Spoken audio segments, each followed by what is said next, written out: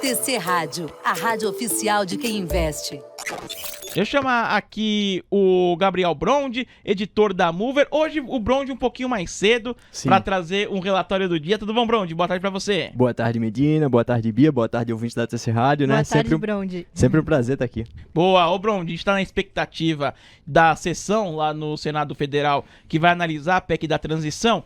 Ontem tivemos a aprovação do texto pela CCJ, Brondi, foi o suficiente para diversas casas de análise analisarem a proposta e trazer a visão delas a respeito da PEC. E você separou uma pra gente, né, Brondi? Exatamente. Eu peguei o relatório do Goldman Sachs, né, sobre essa PEC da transição que está causando uma certa volatilidade aí no nosso mercado, né, principalmente nos DIs.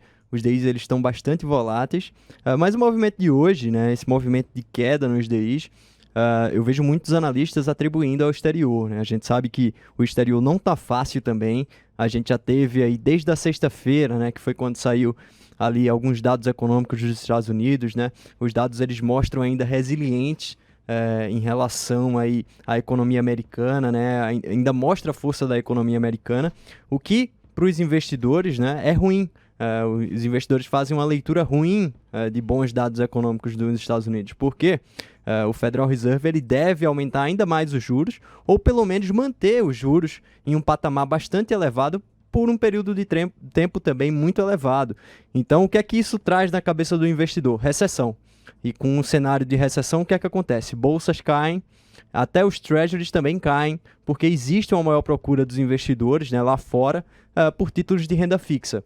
Se você tem um cenário de recessão, você vai se proteger. Onde é que você se protege? No mercado de renda fixa. Então a gente vê o petróleo caindo muito forte, renovando o mínimo do ano, a gente vê as bolsas americanas também caindo, os treasuries também caindo. E nesse movimento, né, os DIs, os contratos de juros futuros aqui no Brasil também recuam. Então não é nem porque o mercado ele parou de ter incerteza em relação à PEC. É mais por um movimento externo, né, que os DIs hoje eles estão caindo e a Bolsa também está caindo, aí, refletindo o cenário externo conturbado. Mas aí o Goldman Sachs, né, fez um relatório falando sobre essa PEC. A PEC, sim, ela teve um período reduzido, né? Antes a PEC era de 4 anos aí, em vigor, agora vai ser de 2, né? Segundo a CCJ ontem aprovou.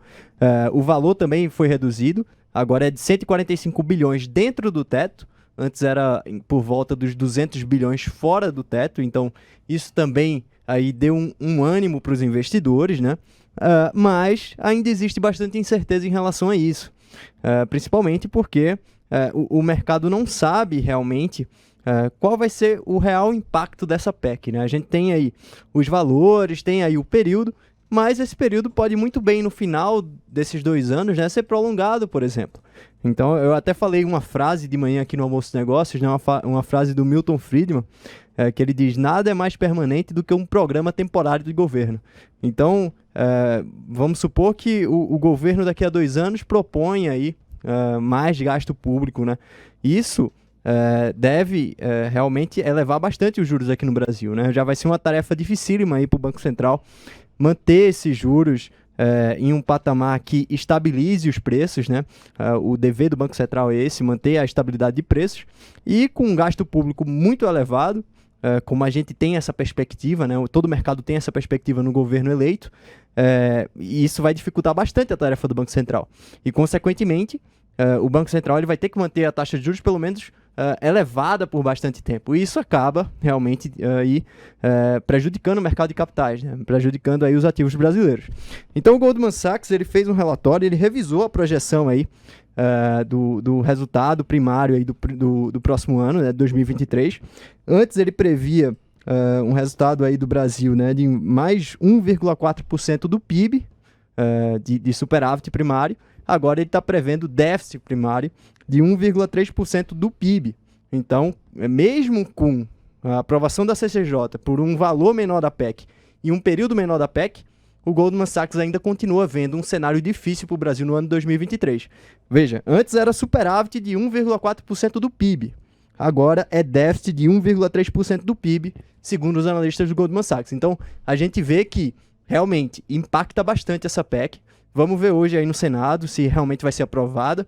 Ainda tem no Congresso, né? Ainda falta aí a Câmara aprovar essa PEC, né? Inclusive, eu falei com alguns analistas, eles estão esperando aí que essa PEC seja ainda mais desidratada no Congresso, o que pode trazer aí um alívio nos DIs, né? Mas vamos ver, vamos olhar atento aí a esse cenário. Hoje tem comunicado do Copom também.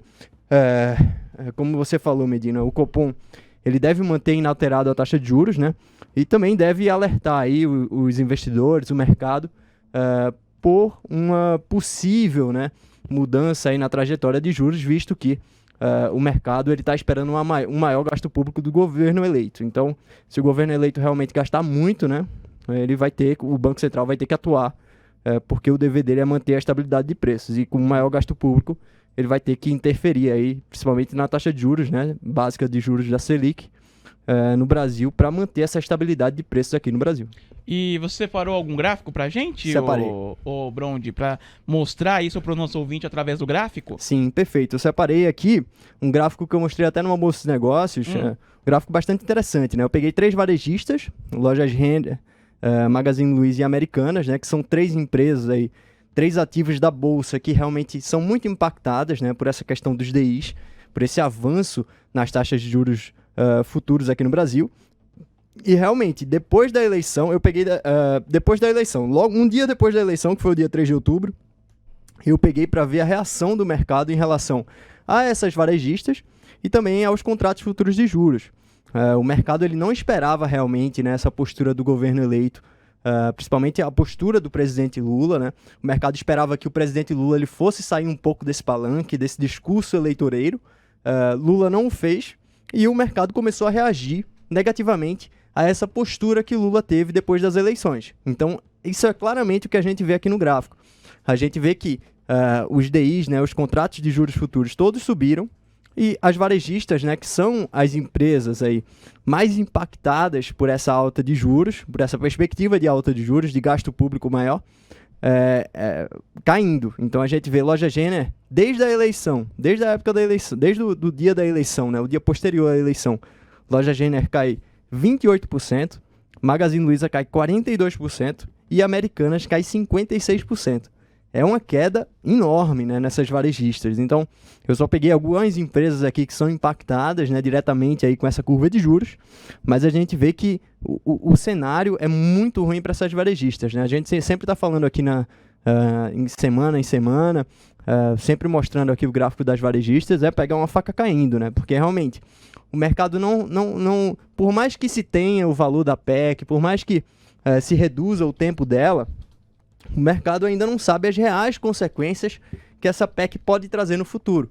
Justamente porque se você abre espaço para um gasto, você deve abrir espaço para outros gastos. Já foi uma vitória aí voltar, né, colocar aí esse gasto, essa PEC da transição dentro do teto de gastos, né?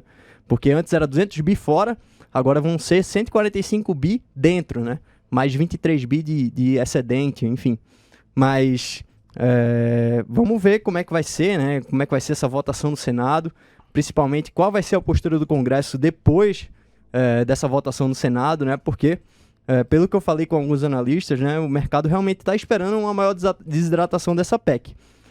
Basta saber realmente qual vai ser, principalmente os ministros, né, do governo eleito, porque ainda não se tem uma perspectiva de qual vai ser o ministro da Economia, de qual vai ser a política fiscal adotada, de como é que vai ser a economia desse novo governo. Porque só se fala em gastar, mas o mercado ele quer respirar aliviado em relação ao gasto público, em relação à responsabilidade fiscal.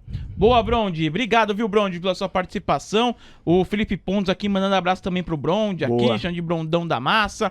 Boa, Brondi. Obrigado, viu, pela participação e até a próxima. Valeu, Medina. Muito obrigado. Obrigado, Bia. Obrigado, Felipe Pontes, né, meu professor, eterno professor. Muito obrigado. TC Rádio, a rádio oficial de quem investe.